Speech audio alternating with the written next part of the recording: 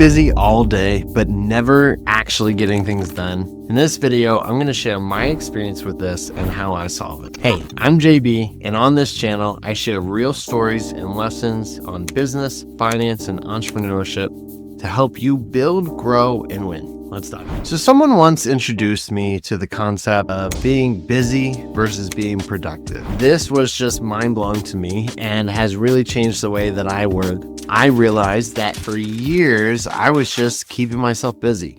I was just doing things that are on my to-do list or checking my emails or doing socializing, whatever it was, just to keep myself busy from 9 to 5 or whatever hours I was working. And really, it was more than 9 to 5. As a lot of entrepreneurs have experienced, is we're up until late at night just trying to work on our business and achieve our dream. And most of the time we're just staying really, really busy. And we're like, if we put in more hours, because people like Gary Vee say that we should work 80 hours, 90 hours a week.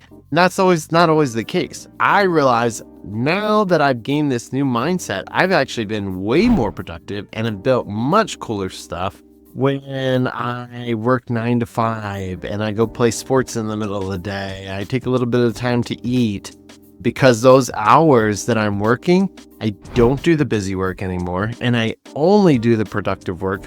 Or when I do the busy work, I just focus. So I'm someone who gets distracted really, really easily. And so it's really easy for me to check my email or text, and then I look at that task, or I have a bajillion tabs open, and I'm toggling in between. As something's loading, I go over to another screen and I'm doing those things, and I get crazy distracted, and it ends up resulting in low productivity and just staying busy. I might knock out a few things on my to-do list, but I'm not getting my big projects done. So my goal at the end of the day is just to feel really, really productive and not feel exhausted. I notice whenever I have a few big wins in my day, then I feel really energized and good.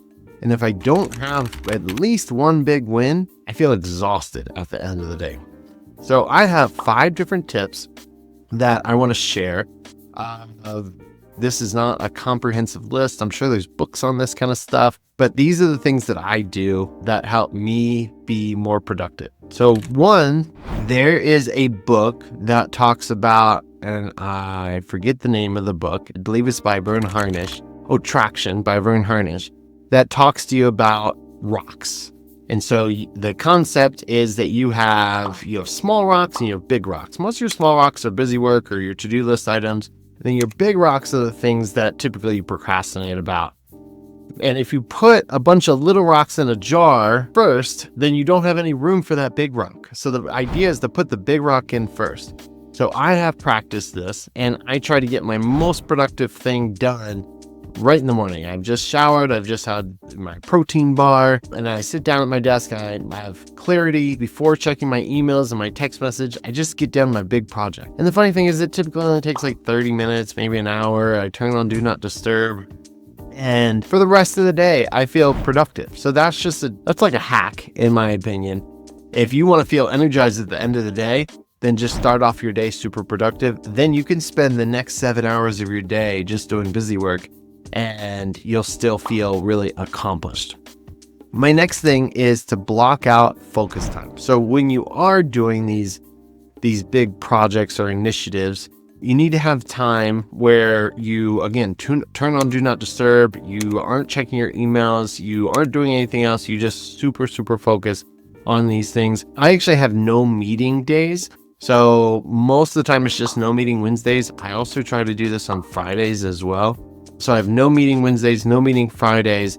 That means that when people are using my Calendly link, I'm not just getting scattered meetings. I'm somebody who, if I have a meeting at 10 a.m. and then another meeting at 2 p.m., my day is shut.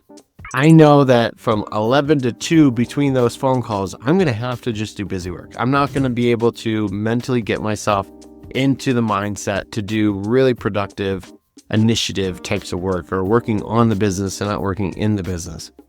Another thing that I practice is I batch my meetings together. So I have my one-on-ones, and typically I try to do those on Mondays and Tuesdays. And then for certain people, I like to have one-on-ones on Fridays as well, just in the beginning. So that's why it's not full no meeting Friday for me. But a lot of times I have big projects that I run in sprint style, where we assign the projects on Monday and then they come and report how that did on Friday. So most of the time those Friday meetings are really, really quick. But no matter what, all of my meetings are in blocks. Even with my Calendly link, when I send that out to get people to schedule time with me, I set restrictions on that. And really the restrictions sometimes are settings in Calendly, depending on the reason for the link. But most of the time they're just governed by me blocking off an entire day. So every single Wednesday for an infinite time, it just says no meetings all day. So from 8 a.m. to 7 p.m., it just says no meeting Wednesdays. The fourth tip is do not disturb, but I think you've already heard me say that too much. And then the fifth tip is a little bit of what I've already said, but stay out of your inbox. Don't just, I know so many people who have 2 or 3 monitors, and in one monitor, they just have their Gmail or Outlook, and they're constantly monitoring that. When you are constantly monitoring your inbox or constantly monitoring your text messages, one, you may be the most responsive person that anybody's ever met, and they may love you for that. But they are stealing your time. They are controlling your time.